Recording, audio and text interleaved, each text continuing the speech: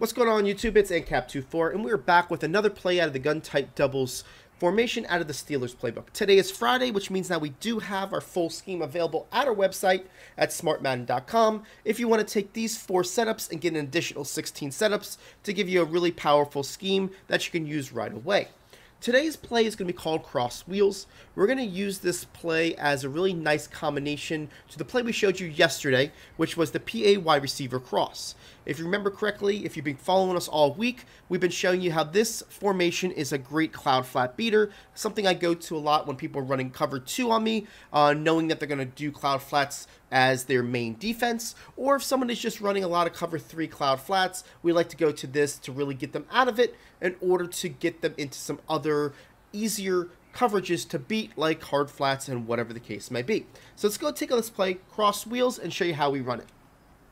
So for this play design, guys, we want to make sure that we're all going to the short side, just like yesterday's video. So if you're running at stock, make sure you're on the left hash mark, and if you're on the right hash mark, make sure you flip it. Now what we're going to do is make this play look very similar. And what we're going to do to start off with is blocking our running back. We're going to put the X on a curl and the Y on a streak.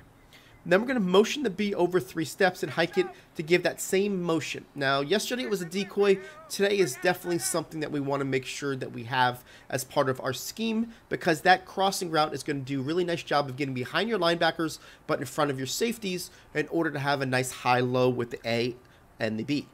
Now, what we showed you earlier in the week, and we're kind of meshing 2 concepts together, where you put that curl on the numbers, he's going to hold the cloud flat long enough for the A to get underneath. Against cover 2, it's going to be a little less of a extreme jump to that curl, but against cover 3 and cover 4, that cloud flat coming from the inside position is going to jump that curl route, leaving the A wide open. So as a user, they have to cover both the extreme left of the field while still worrying about the over-the-top middle of the field, which is very, very difficult for them. Most people leave the A wide open because they're worried about that player. So let me show you here. What we're going to do is we're going to move this guy over. This is against cover 2.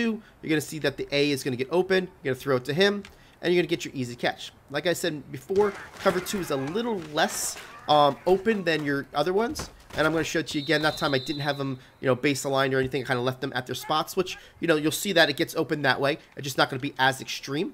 And we'll show it to you again here now where they base align. We'll move this guy over, hike the ball, watch the A receiver. You're going to see that the guy's going to get over there. See how he's a lot more open that way? And you're going to get your good success rate. Now, let me show you here at Instant Replay what happens to that player. It's going to be a little less extreme on cover 2 than cover 3 and cover 4. But that guy is going to take a false step towards that player. Then he's going to go and see how he's trying to figure out who he needs to cover. And you're going to be able to get that player on the sidelines and then have the ability to get a little bit more yards up the field as you turn it. Now, I'm going to show you real quick before we get into the second route how this works against cover 3 cloud flats as well, right? So here we go. We're going to do the same thing. Let's make sure we get everybody the same way here. Looks like we did. And we're going to move this guy over, and we're going to hike it right here. And you're going to see here that the A is going to get that same spot underneath. You're going to throw it to him, and you're going to have great success. Like I was mentioning before, it doesn't matter what it is. Even on cover 2, if I was to go underneath and then over the top coverage, you're not going to change anything like you would like in man activation principles. It's going to work all the same because the cloud flat is going to just play the routes the way it's supposed to, right? So I just want to kind of make sure that you see that you're going to have some great success with this. Basically just stay in the pocket, get your spot, get your 7 to 8 yards real easily. Now, let's look at a cover 2 where the player is in a deep blue, just to kind of give a little bit more of a headache in the middle. We'll leave that guy on mid-read.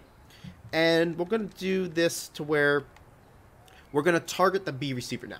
Okay? So let's go ahead and move this guy over, hike the ball. And you're going to see that the A is going to be over. But you're going to wait for this B to come across. And now you're going to be able to throw this player open for the nice easy catch. Now, I always use my judgment on my offensive line, whether or not I'm going to throw it to that player or not. Do I have enough time? It does take an extra second longer. So you're going to see here that we do have an extra blocker with our running back. So you're going to be protecting with 6. And see, we said for if I see a blitz, my eyes definitely will start going to the tight end, because I can throw it to this tight end basically anywhere underneath, from here to here to here. I can throw it him all the way to the sidelines. See how open that tight end's going to be? especially if there's someone in a deep blue, because now the user has to cover the entire middle, and typically users are going to be worried more about the crossing pattern that's above their head than below, right? So use that tight end as a hot route, and you're going to be able to throw it to them all day.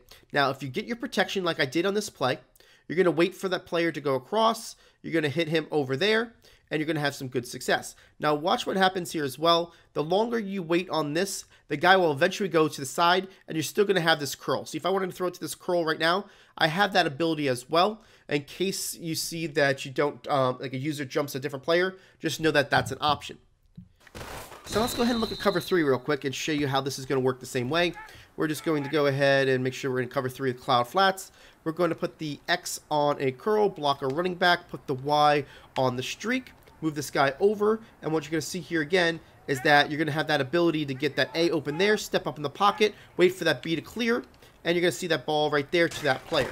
Now, I probably should have possession catch that as a better thing. I did rack catch that because I was trying to get around the corner, and you're going to see I kind of made myself a little bit more of a target there, but we'll show you with a possession catch. So again, X on a curl, block your running back, Y on a streak, move this guy over, and let's go ahead and hike the ball. You're going to see that the A again is going to be open. I'm going to step up in the pocket, wait for this B, throw it there, possession catch it, get down, and you're going to have yourself a lot more yards that way. So before we wrap this up, guys, let's go ahead and show you cover 4 just to make sure that you've got that ability to see it against all coverages. And we're going to do the same setup here. You got everybody in their spots. Move this guy over. We're going to target that tight end first, just so you can see that we have him as an option to the left. You're going to be able to throw it to him. Get your 8-9 yards on that gain. You know, and be real. You know, just a quick, easy hit, right? Then the next one we're going to do is kind of look at the deeper player. Typically speaking, with a deeper player, you're only going to get it when somebody's going to kind of be a little bit more, shading more to the left is really when you want to throw it to that player. So what you see here is we're going to do the same setup. Right, here we go. Move this guy over, and you're going to notice that when this guy shades a little bit more to the left, you're going to be able to kind of throw it to them in the middle, underneath those players. If the guy stays in the middle, make sure you don't try to force it in, because that's really the one guy he's going to shade underneath. That's when you want to throw it to your tight end. So if they move to the left, throw it to the guy in the middle. If they stay where they are, there's no reason not to throw it to your tight end, because he's going to get open each time. I want to say thank you for everybody that has watched this video all the way to the end. We do appreciate your support. If you got something useful out of this video, go ahead and hit that like button. It does really help us grow our channel. If you're new to our channel and haven't seen one of the videos that are on your screen right now, go ahead and check it out for some great Madden content, and don't forget to hit that subscribe button.